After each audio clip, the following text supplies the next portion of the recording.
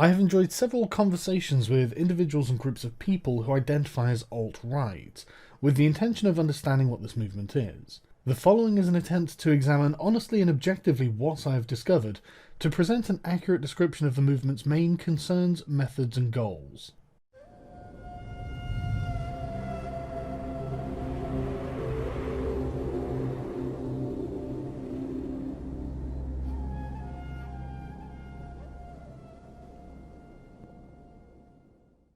The phrase alternative right was coined by Richard Spencer in 2010 and has become an umbrella term to describe a neo-reactionary movement to push back against progressive domination of political and social spheres. This is done by creating an idea space, in which issues such as race and nationalism can be discussed without considering left-wing positions on the subject. This puts the alt-right outside of mainstream conservatism, which is dominated by left-wing philosophies on the subject of race, nationalism and gender relations, which is summed up in the alt-right by the pejorative label cuckservative, which in many ways is a mirror of the liberal use of regressive left. In many ways, the alt-right seems to be a reaction to the lack of conservative doctrine on subjects dominated by left-wing points of view.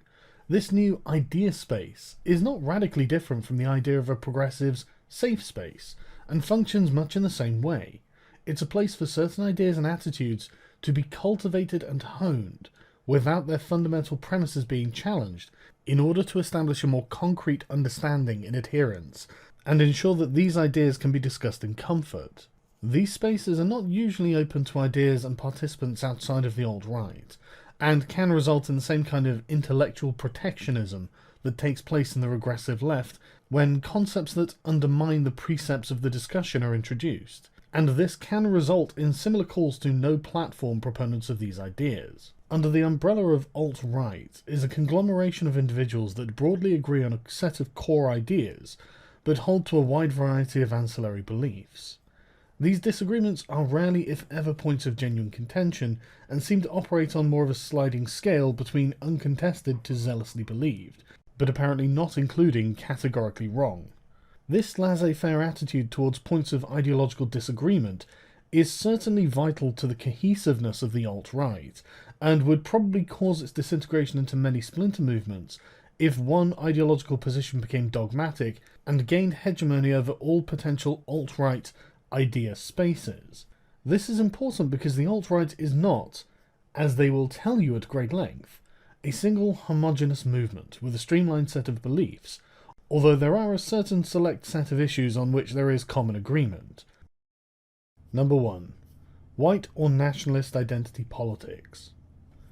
The most common thread that seems to run across the entire spectrum of the alt-right is the concept of an international white genetic and social identity, which can be subdivided from broad categories such as white European down into Northwestern European, Southern European, Eastern European, and these categories can doubtless be drilled down into even further using national borders and local regions. The white race is often considered to be an expanded family unit. As one adopts a collectivist attitude towards the family, it's considered that one should do so towards the nation and then the white race as a whole. This of course begs the question, who exactly is white? With people of mixed race ancestry generally being accepted as white if they appear to be white. This is, however, not an issue on which there is universal consensus. But there is a general consensus that appears to be that since the regressive left has decided to make racialism a key issue and have decided to back one side of it, the side that can accurately be termed as anti-white. My concern is doing away with whiteness. Whiteness is a form of racial oppression, sure. The suggestion is that it is somehow possible to separate whiteness from oppression, and it is not. There can be no white race without the phenomenon of white supremacy. If you abolish slavery, you abolish slaveholders. In the same way, if you abolish racial oppression, you do away with whiteness. Treason to whiteness is loyalty to humanity. White Europeans can and should naturally adopt the pro-white side, with these people often naming themselves as white advocates, due to the negative response commonly received by white nationalist or racialist. Other than this, there is nothing new or unusual about the identity politics practiced in the alt-right. It's the same brand of racial, religious and nationalist tribalism that is practiced in the regressive left, except that it's approached from the opposite direction. instead of condemning Christianity or whiteness and denouncing white history. The alt-right instead thinks very highly of white culture and history and believes that it should be preserved at all costs, and that there should be a focus on the survival of the white race. 2. White genocide. Across the alt-right, it is common to encounter the idea that there is currently, in progress, a genocide taking place against white people. This is, of course, the essential data point used by an overwhelming majority in the alt-right to create a narrative of white victimhood that fuels and justifies white nationalist identity politics.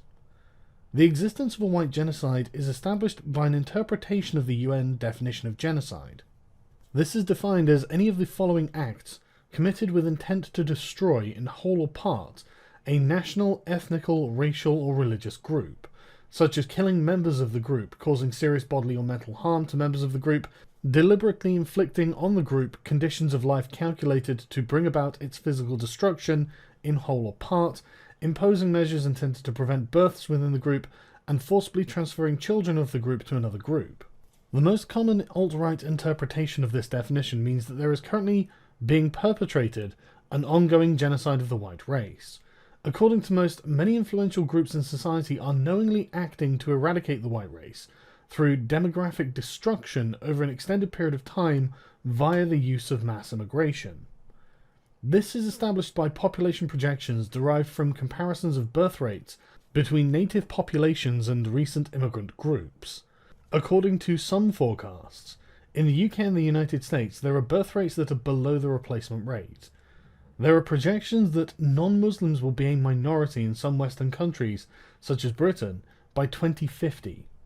Many in the alt-right therefore believe that the native white population will not compete with non-white immigrants, who have a greater birth rate on average.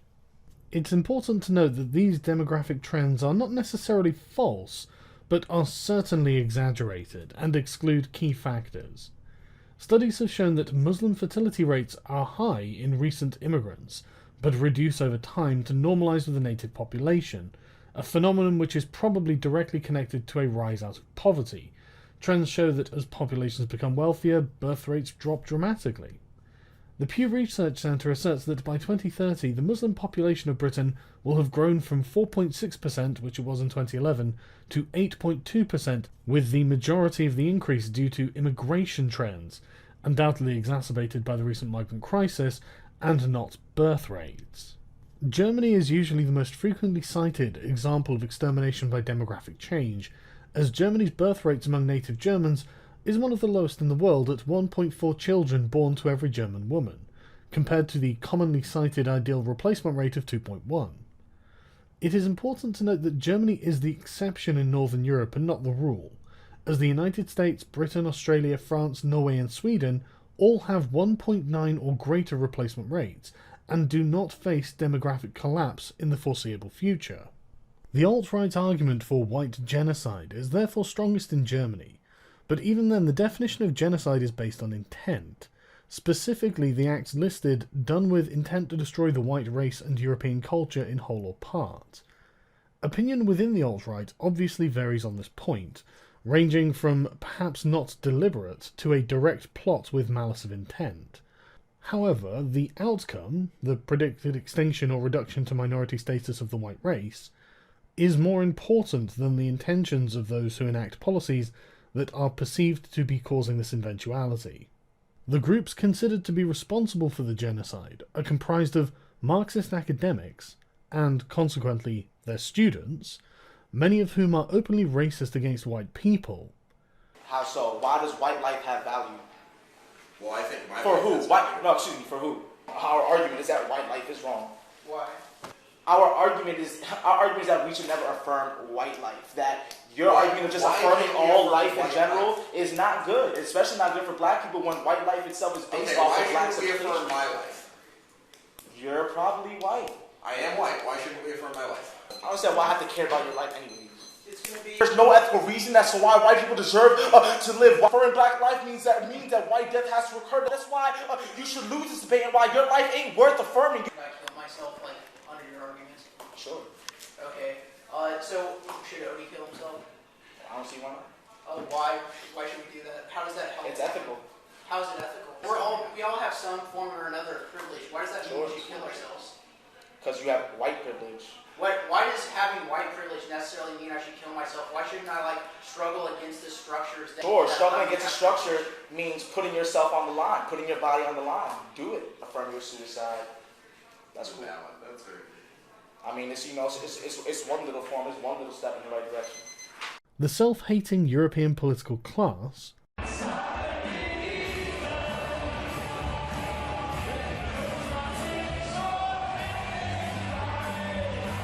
and the Jews attempting to force multiculturalism on white populations.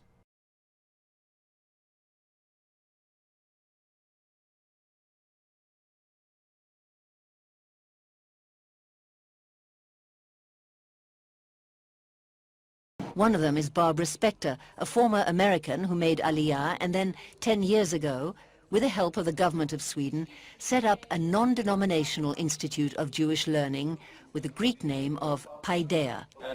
I think there's a resurgence of anti-Semitism because at this point in time, Europe has not yet learned how to be multicultural.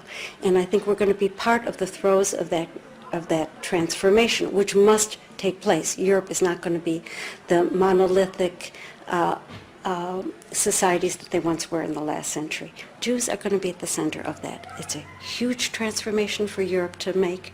They are now going into a multicultural mode, and Jews will be resented because of our leading role.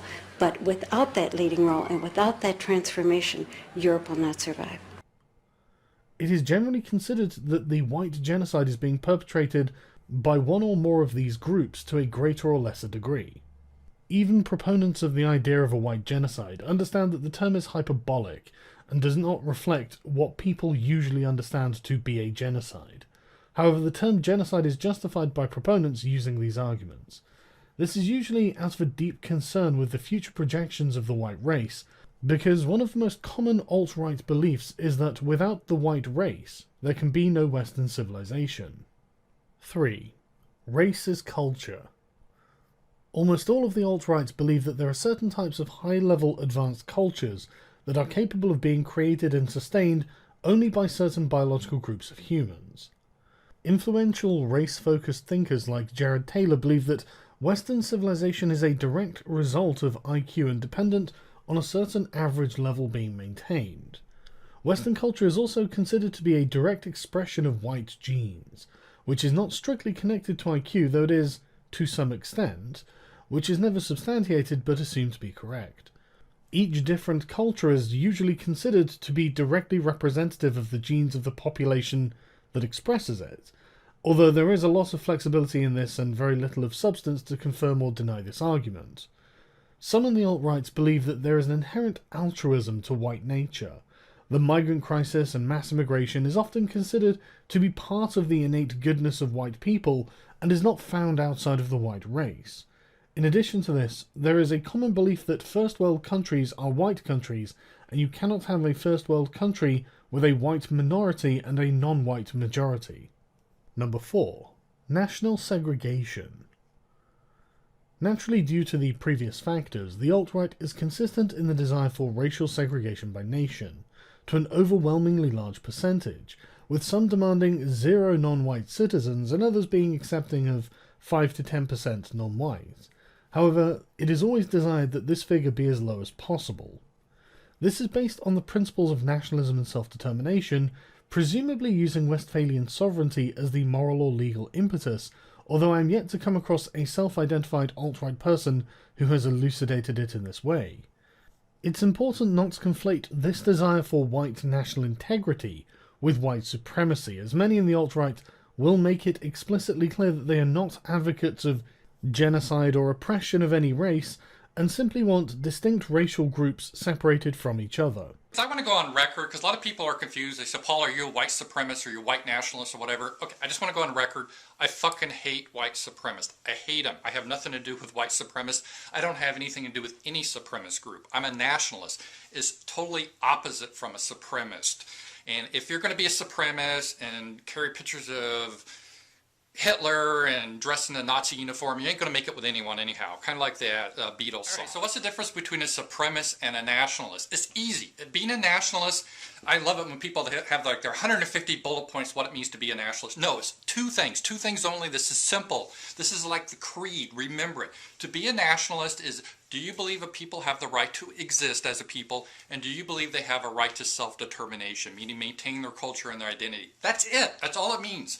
However, there is a vocal minority within the alt-right who are white supremacists and do hold to supremacist beliefs, although even they understand the point of good PR. 5. Anti-immigration. The alt-right is categorically against large-scale non-white immigration to white majority nations. Certain racial groups might be considered by some to be preferential to accept as immigrants due to IQ and social factors, but it is still assumed that they will not be genetically predisposed to sustaining Western culture and will change the cultural character of any nations to which they emigrate, regardless of intent. 6. Collectivism. The alt-right is a collectivist movement that is concerned primarily with the survival of Western culture and the white race. There are adherents that believe that preferential treatment and rights should be expanded to native groups over immigrant groups, but it is unknown as to how many people hold this view or in what degree. 7. Authoritarianism. The alt-right contains a strong current of authoritarianism, and many of the policies people in the alt-right actively promote require it in some way. The alt-right is in favour of social engineering. Statistics can be used heuristically to create an understanding and advocacy for policy determined on innate characteristics. These ideas often take the form of legal or financial incentives. The impetus for this is a common perception that white or Western culture has degenerated, and to restore it to its once former glory will require a firm hand. 8. Traditionalism. The alt-right is broadly traditionalist, with almost all adherents being traditionalists to some degree, although there is certainly a great deal of variance from person to person, and non-traditionalists are a part of the community. Many desire what would be considered an actual patriarchy, and consider the loss of this system as a major contributing factor to the decline of society. It's almost universally accepted that feminism has played a major role in the destruction of the nuclear family, and this is a detriment to Western civilization. Many in the alt-right believe that this is part of a Jewish conspiracy, and a return to traditional values will help prevent the decline. The amount that alt-right adherents seek to turn back the clock in this regard varies from person to person, with some seeking just an end to the demonization of men in popular culture, to others seeking to rescind suffrage from women altogether. 9. Anti-Enlightenment values. There is a distinct strain of thought within the alt-right that objects to concepts produced or valued by Enlightenment thinkers, either in part or in whole, such as secularism, egalitarianism, democracy, individualism, and more modern concepts such as human rights. While this is a position espoused by some, it's not a universal characteristic, and is often deeply divisive within the community. This is usually referred to as the Dark Enlightenment. Combined with previous factors, this leads to occasions where people in the alt-right community will advocate for mildly anti-meritocratic ideas in pursuit of the goal of group protection. Meritocracy certainly has an importance to many, but it is rarely considered the most important value, always coming second to the needs of the group. 10. Religion. Most in the alt-right consider religions other than Christianity, especially Islam, to be an enemy out-group. However, this does not mean that, in the case of Islam, members of the alt-right don't have severe disagreements with specific aspects of Islamic dogma. Christianity is broadly considered to be the traditional religion of Western culture and white people, as a cultural node reaching back into history and anchor white people to their past. The depth of this belief varies according to religiosity, with some inclined towards atheism or agnosticism, and others considering Christianity a fundamental part of traditionalism. There is a significant number of neo-pagans who promote a revival of indigenous European religious rites, as a more authentic representation of European religious expression, although these are not a majority. Some consider Christianity itself to be a foreign influence that should be expunged. 11. Homosexuality and drug use. A significant number of people in the alt-right believe that the use of any type of intoxicants is degenerate, but many others are quite accepting of alcohol, nicotine, or drug use. It's not a consistent feature, but it is discussed. Homosexuality and its gradient expressions is another controversial topic, with many on both sides of the issue. However, it's viewed in a slightly negative light, probably due to the prominent traditionalist bias, and that the overwhelming majority of the members of the alt-right are heterosexual. 12. The Jews. While anti-Semitism is not universal in the alt-right, it does find strong expression with a large number of adherents. There are a small number of Jewish people who identify as alt-right, and the acceptance of these people varies, with some considering them to be white. However, the question of Jews or a Jewish conspiracy is definitely a controversial and frequently discussed topic within the alt-right, with a significant variety of opinion held by many members to varying degrees. Some believe in a worldwide Jewish conspiracy to eradicate the white race, some do not believe in a conspiracy but are still deeply anti-Semitic. Some people believe Jews are simply overrepresented in certain vocations because the Jews work as an effective racial group, demonstrating in-group preference and should be competed with in the same way. 13. Economics. Many people who identify as alt-right find the movement coming from a libertarian economic position, and as such these people have a strong focus on libertarian economic theory. There seems to be a divergence of opinion on the subject, but not along pro or anti lines, but instead along interested or disinterested lines. Many alt-right members do not care about economics as a discipline, and therefore pay it little attention. Economists that are popular with the alt-right include Murray Rothbard, who is Jewish, and Hans Hermann Hope. How popular these economists are is unknown, but Rothbard probably receives substantial criticism due to his ancestry. 14. Racial purity. Racial purity is certainly an issue across the alt-right, although, as with other subjects, the degree of importance placed on this varies widely. 100% racial purity is certainly prestigious, but it is not something that disqualifies one from being a member of the alt-right, as the Jewish adherents demonstrate. Racial purity is more likely to be used as a method of pride or a source of mockery towards any individual of unusually pure or impure ancestry. I have been informed that there are apparently 1 or 2 black individuals within the alt-right, although I have not seen any evidence of this, and it would certainly be the exception. The white race is not necessarily considered to be superior to other races. The prime example of this is that East Asians regularly perform better than Europeans on IQ tests, and some consider this to be a sign of the racial superiority of East Asians, although this will often be offset by the assertion that East Asians are less creative than Europeans. 15. Vague generalities. As the alt-right is a collectivist, racial, identitarian movement, there is a distinct inclination to think in terms of groups instead of individuals, and make judgments and decisions on that basis. The use of statistical averages is key to almost every alt-right argument, and the application of these averages to determine what solutions should be promoted universally is generally considered to be an acceptable form of decision-making. There are certain circumstances that some members of the alt-right are willing to compromise on this over. However, for the most deeply held beliefs, this is not the case. Individual rights are considered less important than group rights, due to the perceived imminent danger of a white genocide and Muslim conquest of the West. This is not to say that members of the alt-right do not consider individual rights important, it's that the impending dangers override the importance of individual freedom. It seems that there is a common sentiment that individual rights are a good idea, but the danger is too great to take anything other than an authoritarian approach to the problem.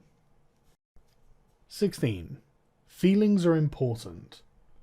Although I suspect few in the alt-right would admit it, there is a deep well of emotion behind the alt-right as a movement, and their feelings are important. It is considered a moral imperative to preserve the white race, and the greater the size of the immigrant non-white communities in Western countries, the more pressing that imperative becomes. Many people in the alt-right, probably more specifically white nationalists, but not limited to them, believe that the nation or the white race is an extended family and would simply be more at home around white people, even if these people severely disagreed with them on an ideological level. The foreigner is the other, a competitor, and are therefore held in lower regard than a member of one's own race, in the same way that one might be more inclined to hire a family member than a complete stranger. Much of the energy behind this attitude is subjective and emotively rooted in the identity politics of white nationalism. Like all identity politics, it is irrational and tribal, and seems to take on an almost spiritual dimension. Justification for this position usually involves describing the history of the white race, and the passing on of one's patrimony to future generations for them to inherit. This idea is lacking in detail, and appears to be the high-minded ideal that many alt-right members hold as the greatest good. The fear of the reduction and eventual minority status of the white race, and subsequent loss of white power over Western countries, is the major driving force that keeps the alt-right politically active. Although there is a great depth of hatred for political correctness and anyone who promotes it, this would on its own probably not be enough to galvanize enough people to form a political movement. The emotional force generated by this fear, bottled up in the idea space of the alt-right and rejected from mainstream social dialogue, combined with the perceived attacks against not only the white race, but also individual members of the alt-right who conduct various types of activism on social media, make adherents to the alt-right particularly passionate about their cause. 17. Fanaticism. Put simply, there are many people who consider themselves a part of the alt-right who could accurately be described as fanatical. They love being a part of their in-group. They love fighting with other ideological groups on social media, through memes or shitposting, and they are convinced beyond a shadow of the doubt that their cause is just and their methods apt. Functionally, these people are no different to social justice warriors. In many ways, the alt-right is the ideological mirror of the progressive left, believing that all the same issues are valid political topics to be approached from a different direction, using the same tools, such as collectivism and authoritarianism. Those politically partisan to their cause use many tactics that are employed by SJWs. Name-calling, mislabeling, cherry-picking, narrative crafting, mobbing on social media, and extreme bias are all found in the more die-hard alt-right activists.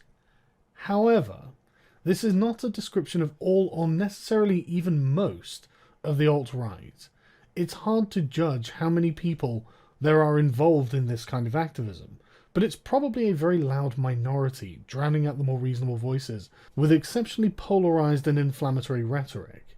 Often these methods are deliberately chosen to grab attention and make people listen, but it is understood by most that in the long run, this probably does more harm than good. Conclusions. The alt-right is a movement of people who think they are justified in what they are doing. It is ideologically outside of mainstream political discourse for now. It has gained strength through the pathological altruism of the Western political class, particularly in Europe, and the popular undercurrent of resentment against political correctness. Ironically, social justice warriors, the strongest advocates for political correctness, are opening the door to the alt-right becoming a mainstream political event. By framing the argument as the progressive left advocating for minorities against whites, they have set the stage for a group to become the antagonist for this position, which is precisely what the alt-right is. Entertaining the complaints of the progressive left has made arguments from identity politics a legitimate area of discussion, and the alt-right are capitalizing on that by presenting the anti-white agenda of the SJWs as proof of an attack on white people, because it is. The question of whether this attack has teeth is irrelevant. The progressive left have used liberal guilt to advance an agenda that is focused largely around racism and advocacy against whites, and that has been instrumental in the coalescing and growth of the alt-right to position themselves as advocates for whites. Needless to say, the alt-rights are not liberals or conservatives, and nor do they claim to be. They are as radical as their counterparts on the authoritarian left, as they both desire massive changes to the system. The formation of these two ideological positions, both in opposition to liberalism, is reminiscent of the ideological divide between Nazis and communists in 1930s Germany. That one side are avowed Marxists, and the other demands racial nationalization and takes serious issues with Jews, is surely not a surprise. Collectivism is once more on the march. It considers itself justified, and it is manifesting itself in its old Marxist and racialist forms. The intellectual history of the West is repeating itself. There will be dark days ahead.